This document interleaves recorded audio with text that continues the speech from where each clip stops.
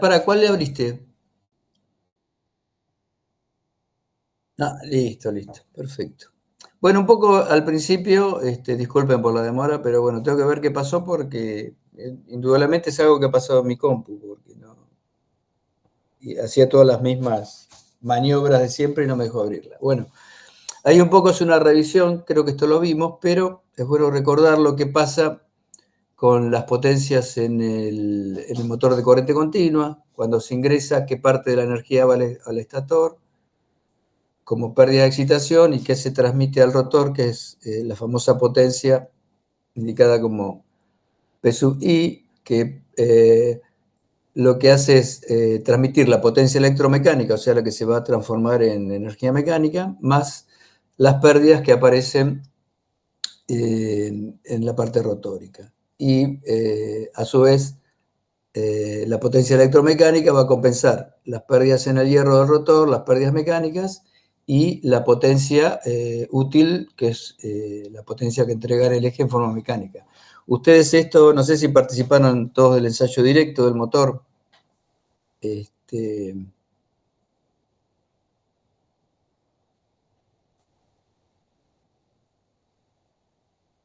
bueno, lo que les decía que de alguna manera esto está relacionado con el práctico de ensayo directo. Bueno, si querés pasar de pantalla. Bueno, y aquí se define un poco cómo es la ecuación de las potencias. Ahí lo que se dice que si la máquina es de excitación independiente, la ecuación que rige es la primera, y si es autoexcitada, no autoexcitada, sino de excitación no independiente, aparece la segunda ecuación, que es la que vamos a utilizar normalmente, que es B por I, ¿sí? Que es la que ustedes usaron para el cálculo, si es que ya lo hicieron, del último práctico, que es el ensayo directo. Si querés pasar de pantalla, esto es toda una revisión. Bueno, ahí está la relación de potencias y al final se demuestra que la potencia electromecánica es el producto de la FEM por la corriente del inducido, y eso es igual al par por la velocidad angular. Y esto lo habíamos revisado. Sí, pasa. Bueno, y acá está, porque ustedes van a usar una ecuación después para cálculo del par útil, ¿sí? No sé si usaron esta, que es 9,55 por la potencia de salida dividido la velocidad del rotor, que eso surge ahí se demuestra de dónde surge de que la velocidad angular es 2πn sobre 60, y convirtiendo las constantes, que es 2π sobre 60, queda 9,55, que es un factor de conversión, y esto le da el par en newton por metro. Y después ahí se aclara que si se despreciaran las pérdidas en el hierro y las pérdidas mecánicas, el par útil sería igual al par electromecánico. Eso es interesante si ustedes si tienen que hacer algún ejercicio o resolver algún problema, es una buena aproximación considerar que el par útil es igual al par electromecánico, ¿sí? Y por último, lo que es el rendimiento, que ustedes también lo van a necesitar para el último ensayo, el ensayo directo, que es la relación de potencias, o sea, la potencia de salida total, la que le entrega en forma mecánica. Perdón que voy rápido, pero para aprovechar el tiempo perdido, ¿sí? Bueno, seguimos. ¿Hasta acá bien o alguna duda?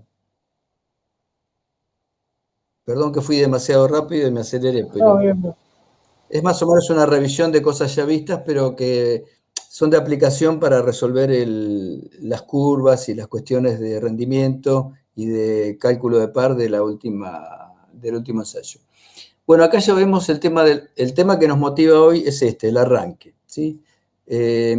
Recuerdan que la corriente de inducido es la tensión aplicada al motor menos la caída de escobillos, que después van a ver que esa es una constante de 2 volts que se elimina, no se tiene en cuenta prácticamente para cálculos de este tipo, digamos, no tiene mayor sentido, pero que ustedes sepan qué ocurre.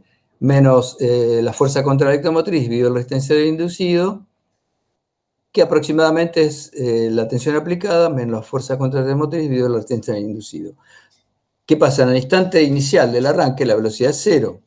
Como la fuerza contra la electromotriz depende, entre otras, de la constante del motor o del generador y el flujo y la velocidad, al ser la velocidad cero, fuerza contra el eje motriz cero, ¿qué nos queda? Que la ecuación de la corriente de arranque es la tensión aplicada dividida la resistencia del inducido.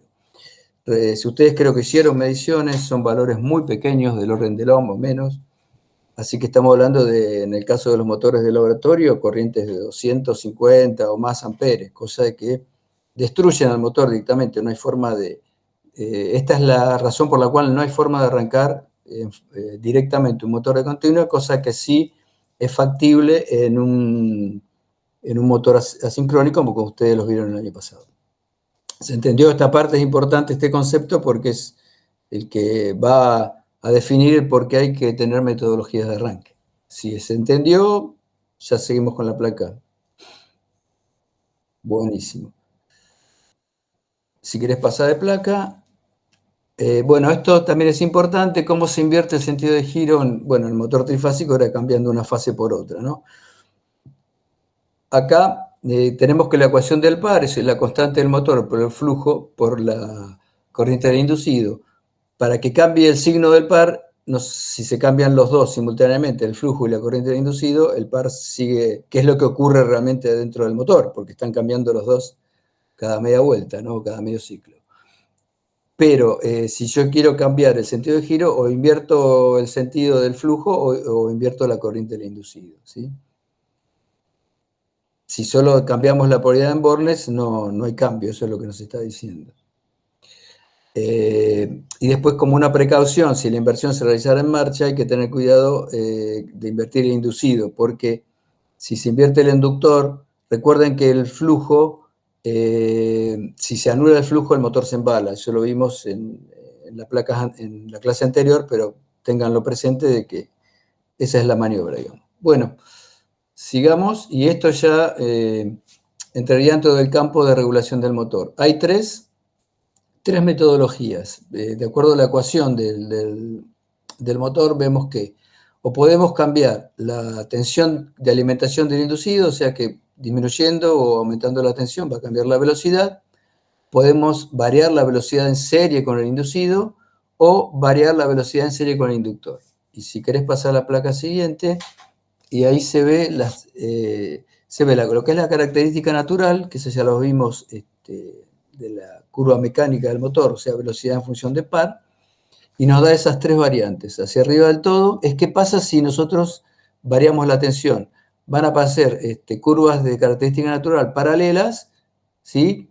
Y descendentes si descendemos la tensión, ¿no? La curva que le sigue, que es la del medio, ¿qué pasa si aumentamos la resistencia en serie? Bueno, eso es lo que pasa, después vamos a visualizar en los reóstatos de arranque, lo que estamos variando la pendiente, pero el punto inicial es siempre el mismo.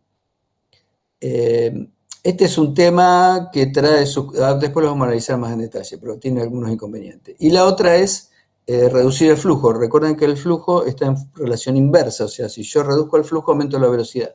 Entonces las características naturales, al reducir el flujo, se desplazan hacia arriba. Pasa hacia abajo. Acá se explica qué pasa. Este tema, para modificar la tensión al inducido, o sea, la tensión B que yo le aplico al motor, solo es válido si es de excitación independiente. Porque recuerden que si el motor está conectado a su misma tensión de alimentación y es la misma que conecta al flujo inductor, esa tensión también está variando, entonces no tengo regulación posible. ¿Se entiende lo que les estoy comentando? Ahí está expresado, pero bueno, la idea, para que la lean tranquilos, es esa, que para modificar, después lo vamos a ver en la próxima clase, cómo esto se utiliza para lo que se llama el sistema Ward-Leonard, ¿sí? Que tiene que ser sí o sí de excitación independiente. Bueno, acá es otra placa. Recuerdan que yo siempre hablo de que hay distintos autores. Al par, en lugar de llamarlo T, le llama M, pero es exactamente igual. Y muestro esta placa porque es un poco mejor que la que vimos en las dos placas anteriores, donde está muy concentrada, digamos, bueno, la visión acá. Y acá les vuelvo a decir que esto se consigue con excitación independiente, ¿sí? Ya si el motor es La excitación no es independiente, está conectada a la misma fuente que alimenta al motor, a la armadura, alimenta la tensión de excitación. Hay variaciones que van a hacer que yo no tenga control sobre la velocidad, sino que esta va a variar, digamos, a medida que ese flujo varíe solo porque varía la carga, ¿no es cierto? Cosa que con excitación independiente no sucede. Sigamos. Bueno, este es colocar una resistencia adicional en el circuito de inducido. Podemos ver que es la característica que está en la placa que sigue. Si querés volver, para que lean ahí.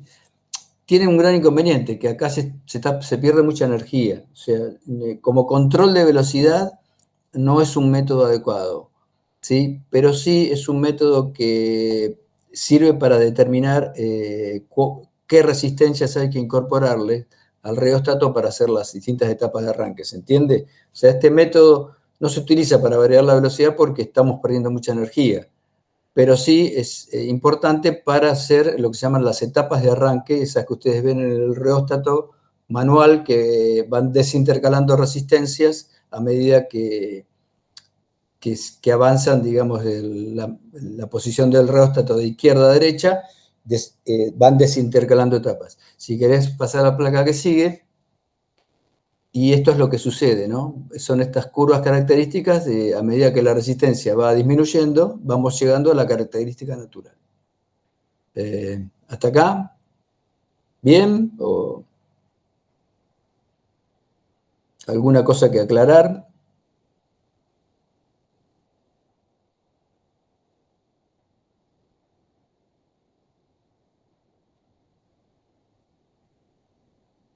Exactamente. Porque ustedes piensen, fíjense qué está ocurriendo en el motor. Sale de velocidad cero y ustedes cuando están corriendo el reóstato lentamente lo están llevando a la velocidad máxima, ¿no? O la velocidad de vacío si no tiene nada conectado o si tiene algo en carga a la velocidad que iguale al par resistente. Pero si bien es un método si yo lo quiero utilizar para variar la velocidad, es un método poco eficiente porque yo lo tengo que dejar al reóstato en alguna posición, ¿se entiende? Y claro, le estoy intercalando una resistencia adicional, que son bajas generalmente, y que me está perdiendo energía. Pero como es solo en la etapa del arranque, que dura unos segundos, está bien, es una pérdida de energía que se compensa porque no hay otra forma de arrancar a este motor si no es intercalando resistencias. Más allá de que los métodos, ustedes en el laboratorio usan un método que es muy artesanal, digamos, por así decirlo, que si bien se usó hace 30, 40 años eran los métodos que existían, la electrónica ahora permite usar métodos más automatizados, digamos, pero las resistencias siguen siendo las mismas, digamos. Tiene que haber resistencias que limiten la corriente en el instante de arranque, pero solo sirve para variar velocidad en el instante de arranque, sacarlo del reposo al motor, llevarlo en 5 o 10 segundos a la velocidad nominal. No como método para yo estar trabajando con una carga a velocidad variable y diga, bueno, intercalo resistencia al inductor. No, si no tenés otra cosa, bueno, pero es antieconómico. ¿Se interpretó? Buenísimo. Bueno, pasemos a la placa que sigue. Y que es la otra, que es la otra forma de conectar, de variar la velocidad. Esta sí es una forma razonable porque ahora estoy operando sobre la resistencia del inductor, que son resistencias elevadas, no hay tanta pérdida de energía, y en realidad, si quiero incrementar la velocidad, lo que hago es disminuir el flujo y voy desplazándome hacia arriba en las curvas de característica natural. De vuelta les aclaro, piensen que M esté en el lenguaje de este autor que le llama M, momento, T, torsión o torque, otros llaman cupla, pero pasa que la letra C está utilizada para otras cosas, par, usarla la P también, entonces muchos autores o usan la T por torque o la M de momento. Bueno, ahora hasta acá, digamos, explicar el tema del arranque. No sé si ustedes no sé si lo llegaron a conocer al ingeniero Macri. si lo tuvieron, no sé si él daba otras materias, pero él fue hasta el año, claro, ustedes en 2017 ni estaban en la facultad todavía. La mayoría de ustedes ingresó después, ¿no? Sí, sí. Sí, y no lo sintieron nombrar tampoco. Muchos de los apuntes, no sé si que ustedes han visto, están realizados por él, que yo a veces le he pasado algunos apuntes, sobre todo de la máquina de continua, bueno, de todo, la mayoría de los temas, él hizo apuntes.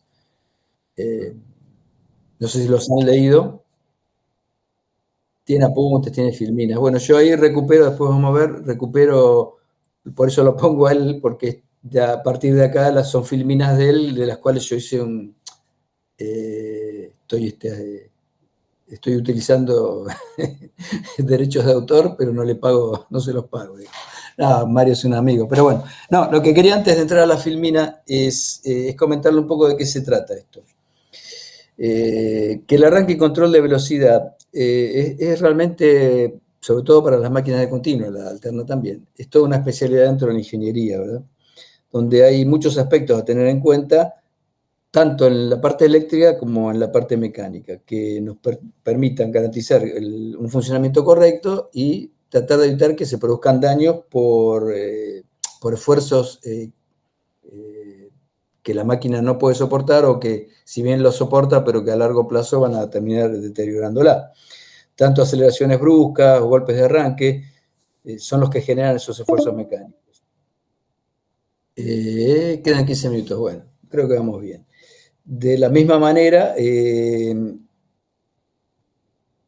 los golpes mecánicos, bueno, ya explicamos de qué se trata, pero también los golpes de corriente, porque se someten a esfuerzos térmicos que también deterioran la aislación, a la larga es una complicación que debe evitarse, ¿sí?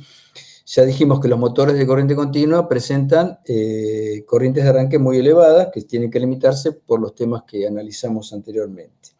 Y también hay que tener en cuenta que según la carga que se va a arrastrar y el tipo de arranque que querramos, se pueden calcular, digamos, cómo serían las etapas de arranque, o sea, dimensionar los valores de resistencia y eso nos permite ver, ahora lo vamos a ver con explicaciones gráficas, cómo varía la corriente cuando vamos desintercalando resistencias, pasando de una etapa a otra, y hacer el cálculo de acuerdo a las características del motor. Siempre va a haber un motor determinado, con una carga de arrastre determinado, y ese va a ser nuestro objeto de estudio la semana próxima, cuando ustedes tengan la clase con Marco, les va a explicar desde el origen hasta el final cómo se calcula lo que sería una suerte de róstato de arranque, que ya le digo, una vez que se calculan las etapas, eso es válido para hacer un arranque manual como un arranque automático. Y también es cierto que así como existen variadores de frecuencia, existen variadores para arrancar motores de corriente continua. Es decir, ya hay muchas cosas que la tecnología y la industria ha solucionado. Ustedes quizás nunca tengan que calcular etapas de arranque, pero por eso no es un práctico obligatorio ni tienen que realizarlo ustedes, sino que se da a modo de verificación de los fenómenos que ocurren cuando vamos conmutando y desintercalando resistencias en las distintas etapas de arranque. Más o menos se entendió de qué se trata esto, que va a ser un poco la clase que van a tener el miércoles que viene. Buenísimo. Bueno, si querés pasar a la placa que sigue, estas son todas placas ya de Mario Macri. Bueno, él planteó, bueno, que en el instante, ahí, si bien nosotros analizamos la máquina desde el punto de vista permanente, hay un transitorio, o sea, cuando yo conecto, la velocidad va creciendo hasta llegar en el tiempo tiene la curva superior que ven arriba. Y la corriente en el tiempo tiene la curva que ven en la parte inferior, es decir, hay un pico de corriente que después se va aplanando. ¿Por qué se aplanan los picos? Y recuerden que, aparte de que aparece la fuerza contra la electromotriz, ¿se acuerdan en la ecuación? B menos C, ¿sí? dividido R le da la corriente, bueno, al aparecer la fuerza contraelectromotriz, eso va haciendo que I disminuya. Pero también recuerden que este es un proceso donde hay una derivada, donde hay una variación de la inductancia propia de las bobinas. ¿Está bien? ¿Se acuerdan que lo mencionamos ese tema cuando hablamos de generador? Bueno, en el motor ocurre lo mismo. Y son efectos que a veces se compensan. Si querés pasar la placa que sigue ahora. Si bien nosotros ven que las curvas, esta es la característica de velocidad, sería, porque es la variación de velocidad que Mario la expresaba como W en función de la corriente, ¿sí? Acá, si bien hay relación con el par, pero esta es lo que se llama característica de velocidad, que es una recta también, porque siempre y cuando despreciemos los efectos de la reacción de armadura, es decir, estamos hablando de un motor que tiene, ¿recuerdan cómo se compensaba la reacción de armadura? Que había dos campos o dos bobinas que, de acuerdo al tamaño del motor, pueden existir las dos o solo una. Sí, eso lo tienen claro, que es las bobinas de conmutación y las bobinas de compensación. No sé si lo han leído, bueno, yo lo expresé en las clases anteriores, pero bueno, no sé si recuerdan.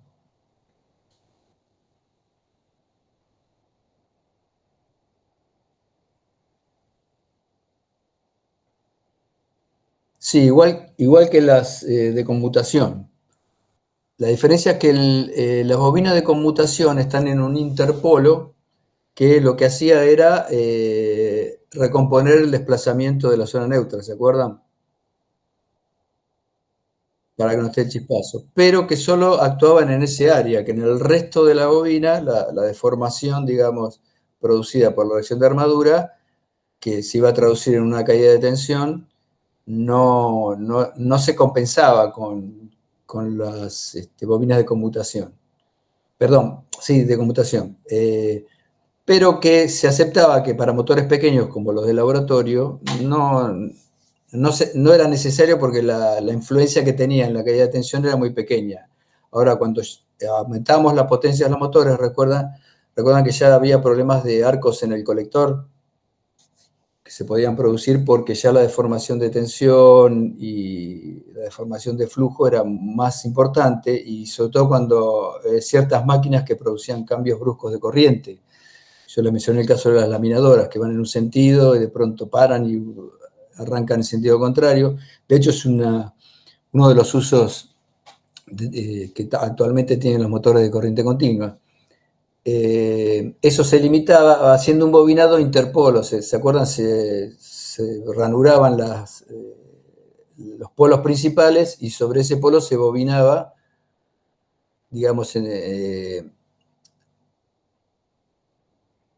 de una manera similar al bobinado de la armadura, pero se le hacía ahí circulaba la corriente de armadura en sentido contrario, entonces terminaba el campo de compensación de completar lo que era toda la reacción de armadura completa, pero que solo estaba determinado para motores de cierto tamaño.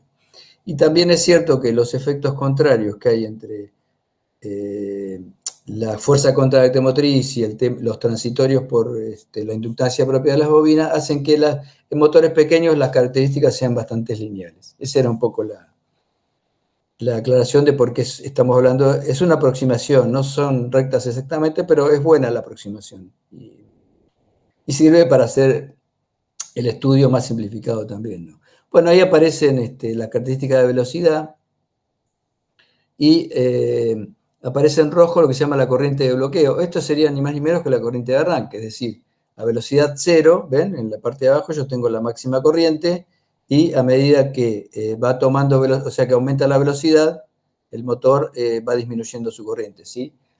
Hasta encontrarse ahí en el punto 2, que sería el punto de equilibrio donde hay se llama la corriente de de resistencia o corriente que le opone la carga, es decir, para llegar al equilibrio y que los pares se hayan equilibrado entre el par del motor, termina su aceleración y cuando iguala al par resistente, esa es la corriente que está circulando, que es la corriente resistente. No sé si se interpreta ahí, se pasa de la corriente de bloqueo, que es la corriente de arranque, y a la corriente resistente cuando el motor toma la velocidad tal que los pares se equilibraron, ¿sí? No sé si se entendió ese concepto, pero bueno, esto no es lo deseable, porque piensen que es una corriente 10, 20 veces mayor a la corriente que puede soportar nominalmente la máquina, ¿no? Pero bueno, se muestra cómo sería la corriente, lo que se llama corriente de bloqueo. Bueno, cuando se corte, en todo caso, paramos unos minutos y después nos conectamos este, con el enlace siguiente. Bueno, ahí un poco se está expresando lo que les dije, qué pasa en el arranque directo, o sea que se pasa de la corriente de bloqueo a velocidad cero a la corriente resistiva, siguiendo la recta de lo que se llama la característica natural de la curva de velocidad. Ahí están las ecuaciones. Bueno, vuelvo a repetir un poquitito. No sé si se va entendiendo este tema. Esto es importante porque en base a esto es como ustedes van a poder entender el desarrollo de la práctica de la semana que viene. Pero bueno, todo lo que no se interprete aquí se va a poder ahondar o clarificar con Marco la semana que viene.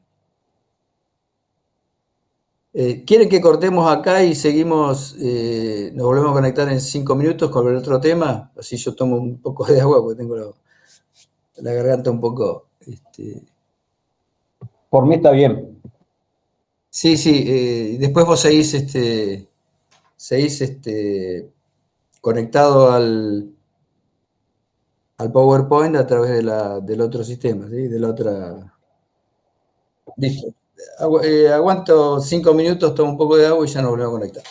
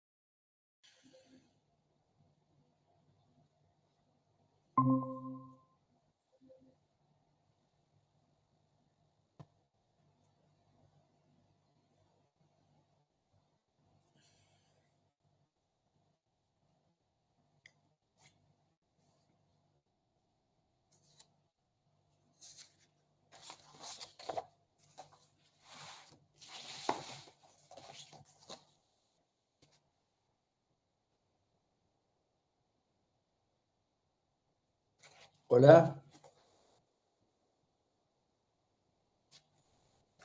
¿estamos todos? Sí. Bueno, un poco, antes de continuar, le quiero comentar, este tema es un tema que desarrolló Mario, no está en los libros de texto, la mayoría de los libros de texto, no, es un tema bastante específico. Como él hizo el doctorado, yo supongo que habrá sido uno de los temas de investigación de él, porque no está muy difundido, se menciona muy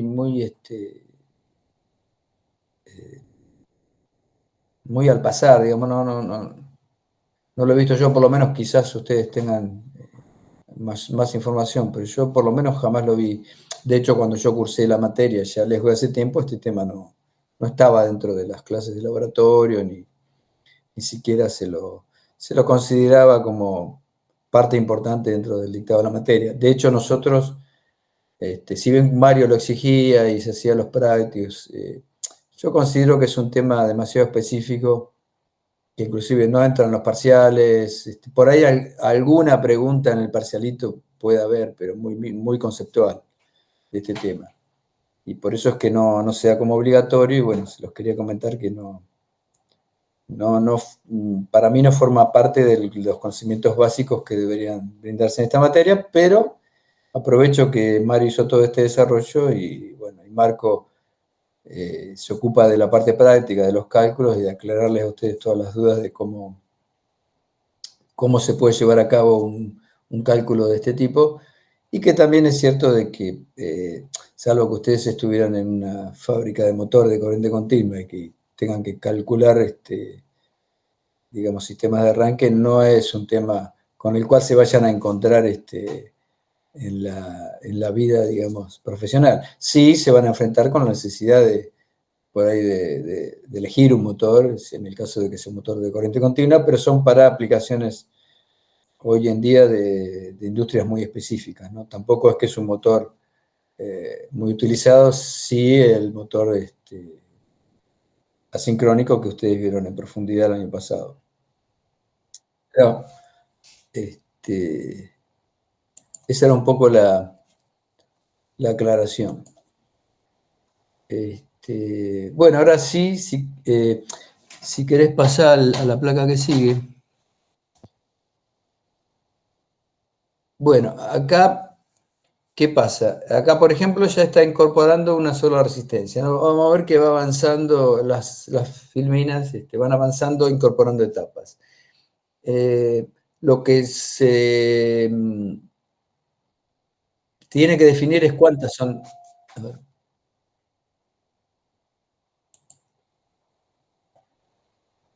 lo que se tiene que definir aquí es cuántas son las etapas, ¿no? Ese es uno de los temas que eso se lo va a explicar más en detalle.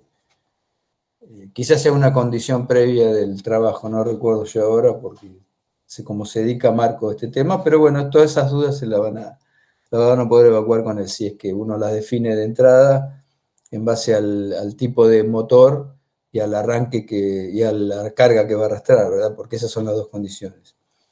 Y esa es una condición, ¿cuántas etapas? Y la otra condición es qué tipo de accionamiento nosotros queremos. Bueno, ahí ya pasaste al de dos, pero si quieres volver, volver al de una.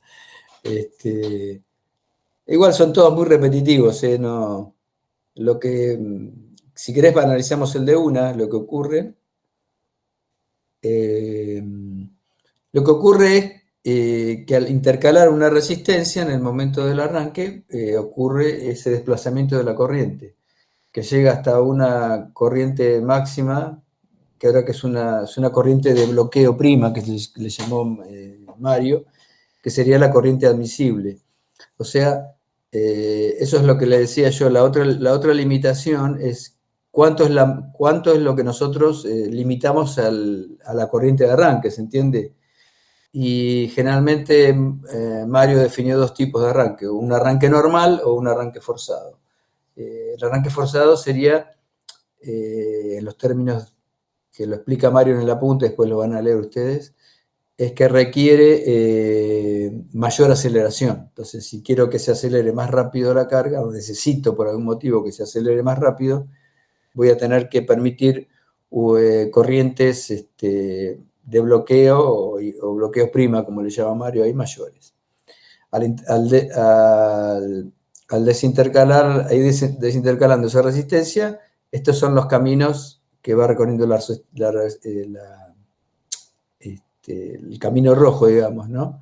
Pasa de esa corriente inicial de arranque por la resistencia que tiene incorporada, R1, pasa al punto 1, al desintercalarla pasa al punto 2, siguiendo la recta natural hasta llegar al punto 3, que sería la corriente de equilibrio, es decir, cuando ya el par de la carga igual al par de motor.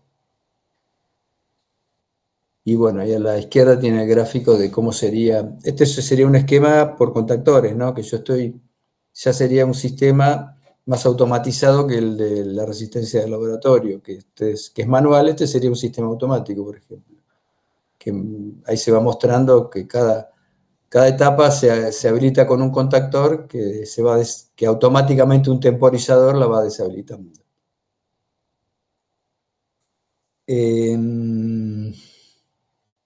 Bueno, ahí replica el modelo para el caso de dos resistencias, y ahí ya le llama, ve ya a la corriente esa que le llamaba I sub B', ahora le llama I sub P, se le llama corriente de pico, o sea, el valor máximo de corriente que yo tolero, digamos, por cuestiones de definición del arranque, que quizás se plantea como condición inicial, ¿no? Yo no puedo tener una corriente superior a esta para permitir que acelere en el tiempo que yo quiero la carga y para evitar el daño mecánico y eléctrico. Y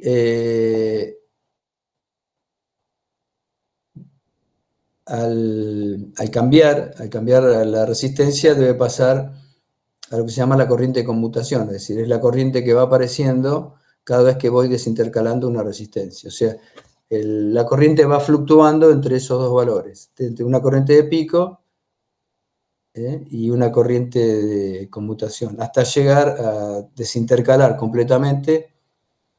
Es el instante 5, digamos, donde otra vez vuelvo al sistema en equilibrio. Ahí dice que el valor de corriente donde se elimina la resistencia se denomina corriente de conmutación, sí. Generalmente este es un dato importante. Siempre se toma un 10%. ¿Por qué se toma? No sé, ¿por qué les parece a ustedes que tiene que ser mayor que la corriente resistente o la corriente que equilibra el par? Y un 10%, ¿y por qué tiene que ser mayor, no?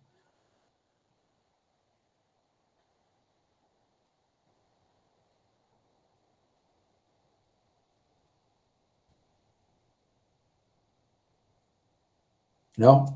Bueno, porque si no, no hay aceleración. Si la corriente de conmutación es igual a la corriente resistente, se equilibran los pares, ¿está bien? Y se aparece la aceleración, que es lo que yo no puedo perder. ¿Hola?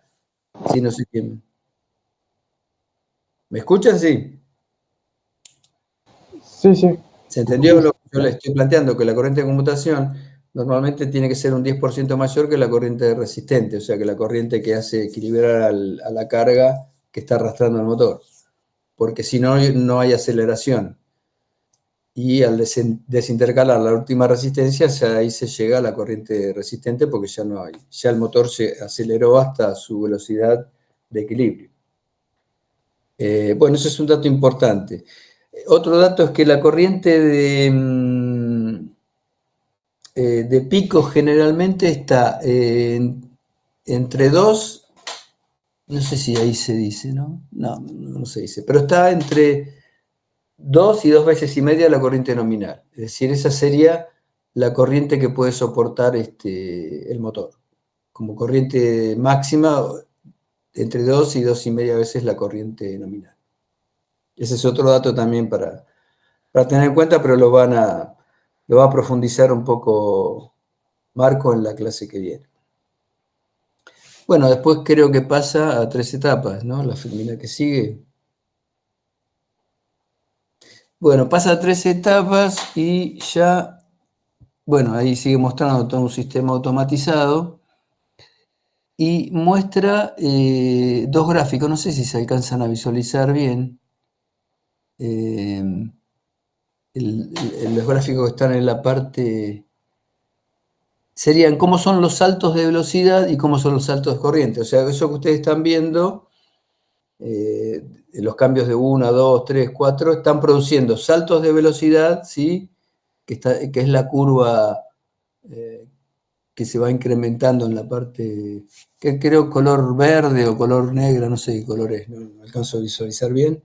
Y los saltos de corriente, o sea, esos picos de corriente, que ven que no es lineal, sino que por la inductancia va teniendo una forma curva, son las variaciones de corriente, ambas en el tiempo, ¿no? Son variaciones temporales. Que eso también es un tema que lo van a desarrollar en la práctica, o sea, cómo graficar para el sistema de arranque que ustedes eligieron o que ustedes calcularon o que Marco les va a presentar como ya resuelto cómo se llega a determinar estas curvas. Bueno, y después ya las filminas que siguen. Bueno, el método en realidad tiene un método analítico y un método gráfico. Aquí ven el desarrollo muy similar, pero no sé si observan que hay una corriente, ven la corriente de pico, la corriente de conmutación, la corriente resistente, que es la corriente de equilibrio, y no sé si ven una I previa, pequeña ahí en rojo, ¿la alcanzan a visualizar?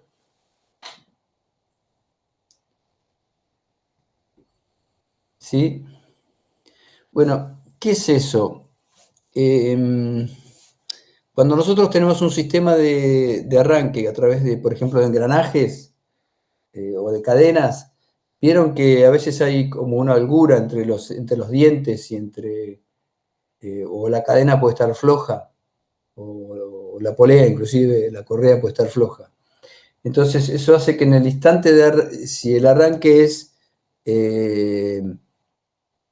si bien con etapas, pero como habíamos visto en los métodos anteriores, en esos casos se produce como un choque cuando quiere arrancar el motor de un diente que está flojo contra el otro diente que va a hacer el movimiento. No sé si se entiende, es como un pequeño choque mecánico al instante del arranque. Claro, como que si el diente está bien, está ajustado, va a arrancar, si no,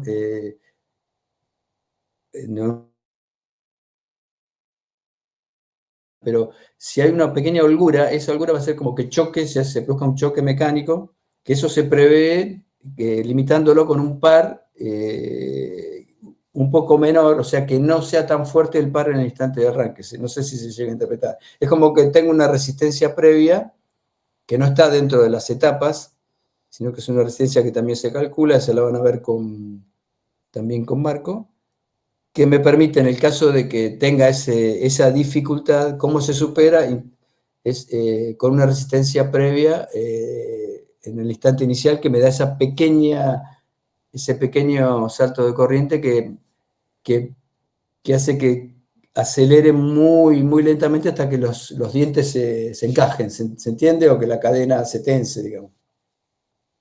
Esa es la explicación de ese, ¿sí?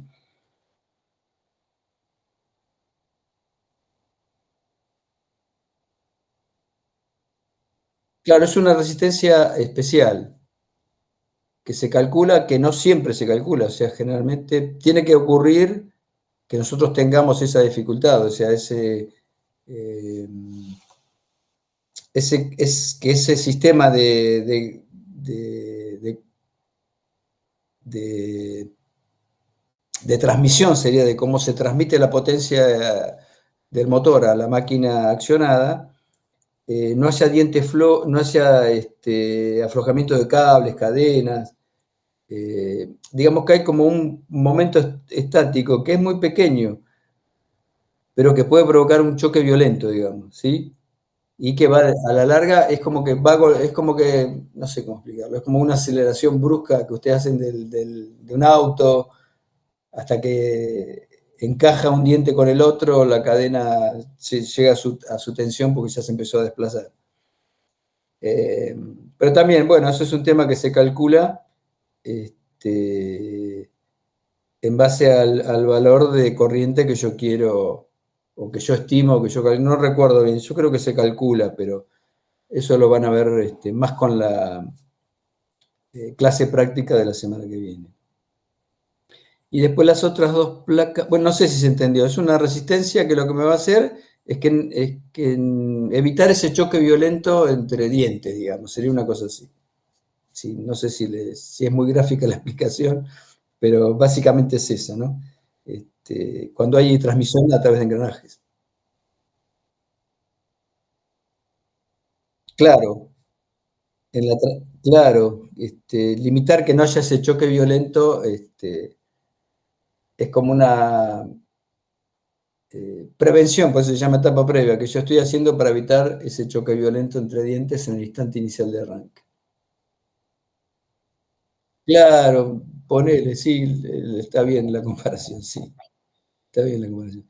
Bueno, después lo que sigue son dos placas que la van a ver, ya son, estas son propiamente de los cálculos, como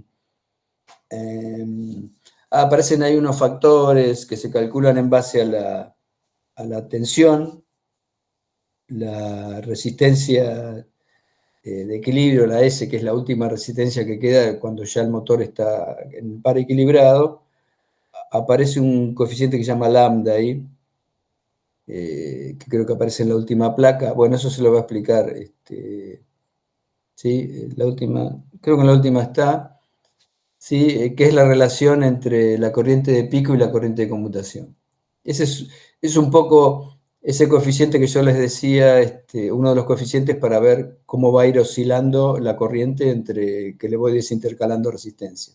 Pero bueno, ahí están todas las fórmulas, esas las van a ver bien desarrolladas y mejor explicadas, porque esto es mejor verlo con un ejemplo práctico, digamos.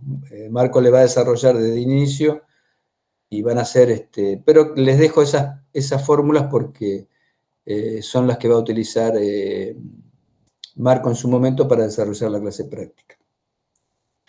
Bueno, más o menos esa era la clase de hoy.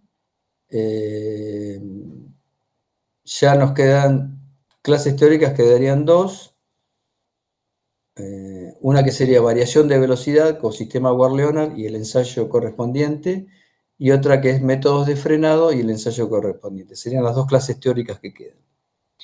Y después parcialitos, va a haber, bueno, hoy recuerden que tienen el parcialito de generador y quedan dos parcialitos de motor, ¿sí? Donde van a ver, después les digo bien los temas que abarcan, pero van a ser básicamente estos temas de cuestiones generales de principio de funcionamiento, curvas características, métodos de arranque, alguna pregunta de esto, pero eh, por ejemplo, ¿qué valor se considera, podría ir alguna pregunta, qué valor se considera la corriente de pico en función de la corriente nominal? Y bueno, para el que leyó o hizo la práctica le va a quedar claro y el que no va a dudar ahí, pero bueno, por eso siempre es bueno hacerlas, aunque no son obligatorias, que las guías los orientan un poco.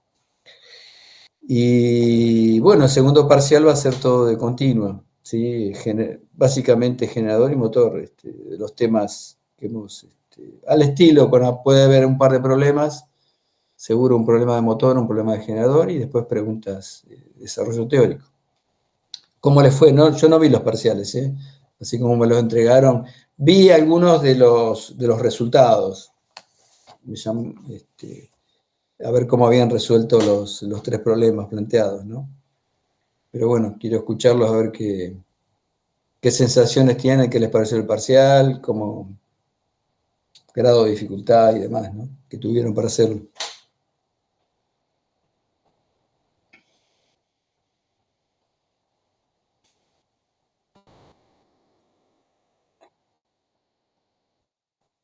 No había ningún punto desconocido, digamos, de la temática que se desarrolló en las clases, digamos.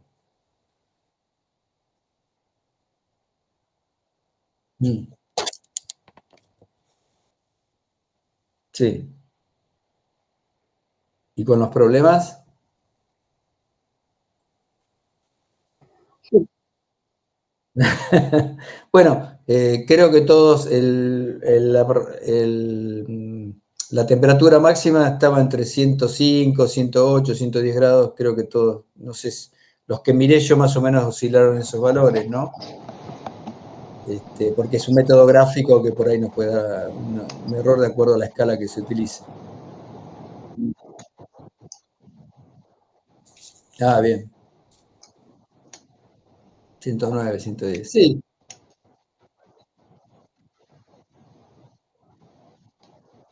claro, claro, mayor cantidad de puntos y una aproximación a la recta, digamos, te da un valor más preciso, ¿no? De todas Yo me maneras, di bueno, cuenta más tarde yo me di cuenta más tarde que puse en el cálculo del capacitor la potencia en kilowatt, profe, y por eso me dio 1000 veces ¿cuánto te dio menor. el capacitor?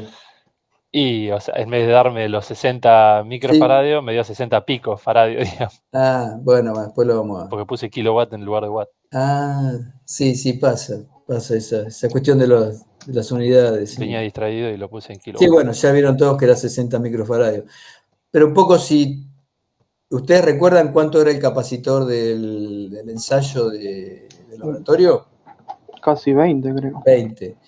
¿Y de qué potencia era el No me motor? acuerdo.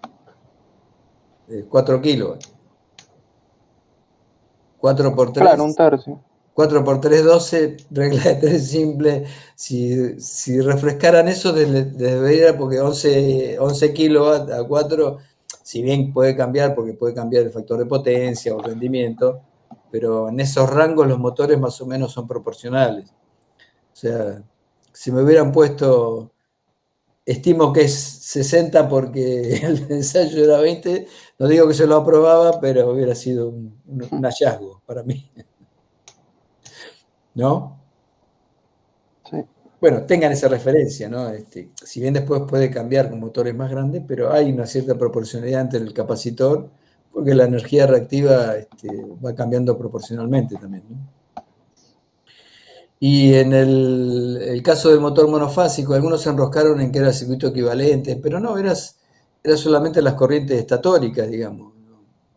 No estamos analizando el circuito equivalente rotórico, ni nada, no sé. Pienso que algunos, por lo que vi así a simple vista, ¿no? Sin entrar en detalle, y que era bastante simple, no sé, creo que la mayoría lo encaró desde el punto de vista de calcular las impedancias, puede ser. No sé, yo no lo hice. Ya, claro. También yo fui por los lados de las impedancias. Sí, sí. Lo que estuve hojeando, que está bien, pero había un método más simple para llegar que era por las potencias aparentes. Calculando las potencias aparentes, como tenías la potencia, que es el B por I de cada bobinado, tenés la potencia aparente de cada bobinado y tenés la P de cada bobinado, tenés el coseno de phi. Entonces, pero no, pero bueno, está bien. Yo entiendo que ustedes quisieron usar la parte más. Ese era un método más práctico de resolución. Y después con las potencias aparentes, hacías las potencias aparentes totales y hacías la relación entre la tensión de ensayo y la tensión nominal, y ahí te daba. Porque yo les pedía el módulo de la corriente, no les pedía la corriente con ángulo. No sé si se interpretó. Claro, sumabas la P total. Tenías la S total porque era la sumatoria de las dos S. La P total, sacabas la Q total y ahí, listo. Con la S total podías determinar qué, qué corriente total tenías para los 23 volts, digamos, y después multiplicar por la relación a 115 y te daba los 27, creo 27 amperes, o sea, te sacaba de 5. Claro, o sea, está bien resuelto, ¿eh? Yo lo quiero decir que era de resolución muy fácil. Muchos vi que se enroscaban en el circuito equivalente del ensayo que hicieron del motor monofásico, pero bueno. Pero bueno, después yo calculo que el fin de semana con Marco los corregimos y vamos a tratar de que el miércoles tenga las notas ya, sí, ya. Y los que quieran ver los parciales, obviamente, van a estar disponibles, ¿no? Ok. Así que bueno, esta es la clase de hoy. Y bueno, ya las primeras están publicadas. Creo que también está publicado el apunte, es un poco pesado, pero bueno, está el apunte de Mario. Y lo van a terminar de redondear con la explicación que le va a dar Marco de cómo se calculan las etapas de arranque y le va a definir cómo se sacan todos estos componentes que ustedes ven acá, que parece chino, pero bueno, son cálculos, es un método, ¿no? No, por eso ni lo exigimos en los parciales ni en los finales, sino que lo mostramos para que ustedes lo tengan en cuenta y es un conocimiento más, pero que no va a ser exigido en ningún momento de los parciales o del final. Igual que el método indirecto que vieron, o sea, todo lo que son guías, sí, los guías de problemas ténganlos en cuenta porque por ahí un problema de generador o de motor, que son muy similares, son muy simples también, no requieren de mucho conocimiento porque son en corriente continua, son bastante simples. Sí, las relaciones que hay entre flujo y corriente, bueno, eso ténganlo bien presente que les va a servir para resolver los problemas que se les presenten, ¿no? Así que bueno, si no hay más consultas, nos vemos la semana que viene. Y recuerden el miércoles, que ya es presencial, a las 18 en el laboratorio. No obligatorio. Y voy a ver qué pasó. Me han dicho que tengo que resetear. Me está dando problemas la notebook. Me ha dicho que tengo que formatearla. Posiblemente sea ahí el problema, porque no le encontré la vuelta de... Ustedes lo resolvieron muy fácil en sus máquinas. Yo no lo pude encontrar. No sé si está ahí el problema o cuál es, ¿no? Pero sí, puede ser que es eso. ¿Eh? Sí, ya este fin de semana se la dejo a mi hijo que es técnico en computación y está más, más empapado de estos temas. Me dijo, mira papá, la tengo que... Ya la máquina no, porque no me deja acceder a muchos sitios, se me cuelga como ahora y bueno, ya tiene sus años y nunca se le ha hecho nada me dijo que hay que formatearla y volver a instalarle los programas, ¿no? A ver si es eso y ya la semana que viene ya lo vamos a ver. Y si no, bueno, ya sé que tengo la opción esta de que les habilito las filminas y ustedes la desarrollan, como esta clase. ¿Estamos de acuerdo? Hacemos así. Tenemos el plan B, digamos. Bueno, chicos, los despido para esta semana que viene, entonces, si no hay más consultas. Bueno, nos vemos, profe. Chau, chau. Chao, suerte. Nos vemos la Luego. semana Hasta que luego, viene. Que profe, sigan bien. gracias. Chao.